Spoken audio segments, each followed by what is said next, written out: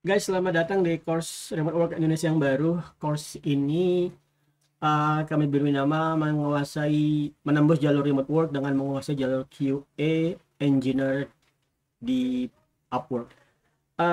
Alasan course ini dibuat karena kalau kalian merasa pemula di bidang pemrograman, pengalaman kami adalah tidak banyak yang benar-benar bisa berhasil menguasai pemrograman jika dia benar-benar dari awal. Kenapa? Karena track record jalur programming itu panjang ya.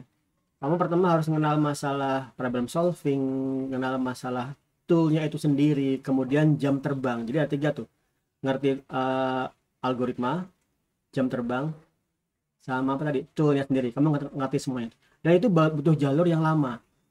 Tapi masalah gini, menariknya adalah kalau kamu benar-benar passionate di sana dan punya bakat, passionate dan punya bakat, kamu bisa menempuh itu dalam 2 bulan, dapat job remote work dengan jalur programming 2 bulan, sehari 4 jam.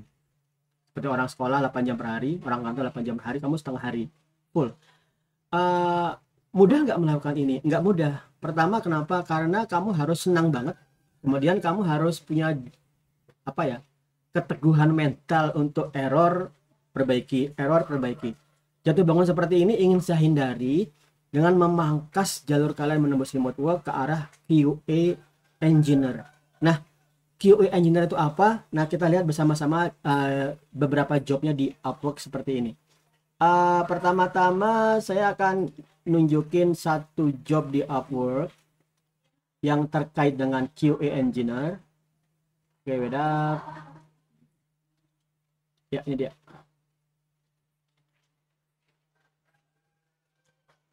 Oke, yes. Wait, teman-teman.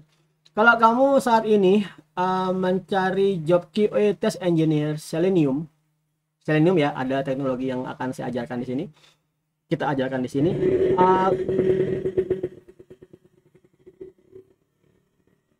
Kamu akan menemukan salah satu postnya yang seperti ini, QA Test Engineer. Job ini bisa memberi kamu gambaran seperti apa sih skill yang harus dibutuhkan oleh seorang QA engineer.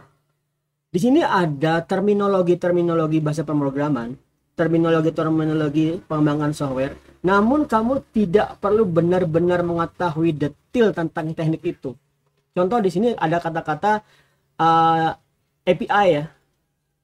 API. Kalau kalian jadi programmer API, kamu harus ngerti diantaranya contoh Django REST Framework. Django REST Framework berarti kamu harus ngerti Django.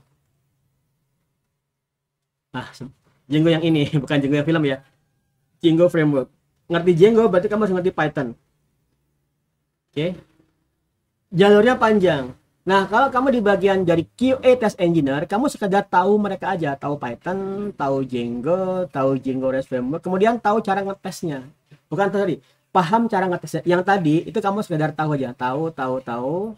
Kemudian yang tesnya kamu wajib paham. Beda ya antara tahu dan paham. Nah, di course yang kali ini kita akan ngebuat kamu paham cara melakukan testing untuk aplikasi yang tadi, dan kita akan buat kamu juga bisa ngerti banget apa sih yang dimaksud dengan AWS, apa itu Docker, ada apa itu Docker, apa itu Jenkins, dan kita akan buat kamu punya skill-skill mendasar untuk mengapply job yang terkait dengan QA Test Engineer.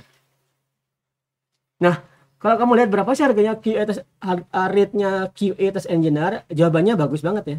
Jawabannya itu adalah untuk job seperti ini dia minta $10. Jadi tester itu rate-nya sudah gede banget. Coba aja kita ambil angka yang paling murah ya untuk kerjaan tester, $10.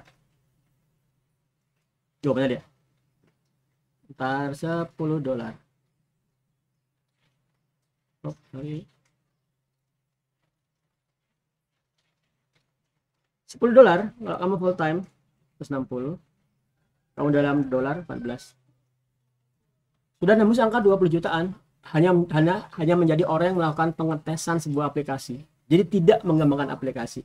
Nah, karena itu di jalur yang baru ini saya harapin teman-teman yang belajar pemrograman dari awal dan ingin nembus jalur pemrograman punya lebih chance untuk nembus job remote work tanpa benar-benar jadi programmer. Kalau nanti benar-benar pengen jadi developer ya silakan aja. Kalau kalian sudah punya aplikasi yang kalian tes, kalian mungkin ingin tahu dalemannya kan, dalaman pengembangannya.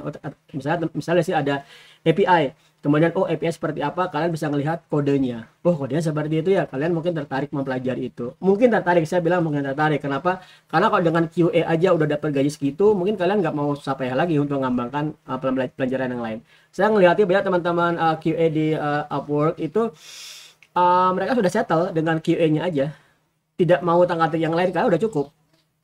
Jadi programmer itu pusing buat aplikasi, jadi tester itu asik menghancurkan aplikasi, tanda petik ya. Jadi antara QA dan tester itu emang dua kubu yang saling dua kubu yang saling bertarung satu sama lain ya. QA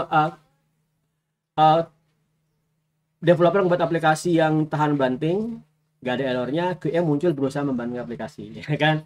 Nah, tapi kalau ini terjadi bagus, nanti QA dan tester akan menghasilkan aplikasi yang fix. Tapi dari sudut pandang saya sebagai programmer, saya pernah ngalamin kerja sebagai web developer di software itu, software company, sudah buat aplikasi bagus-bagus sama QA ditemukan errornya. Sebel banget. Ya, tapi itu teman-teman ya. Jadi itu yang akan kalian pelajarin di course jalur yang baru ini. Ini teknologinya banyak ya. Ada Python Selenium, ada REST API dan banyak. Semua itu akan kita pelajarin di sini dengan track record yang baru ini. Oke, thank you. Have a nice working class. Have a nice course and make Indonesia world #1 remote worker provider. Thank you.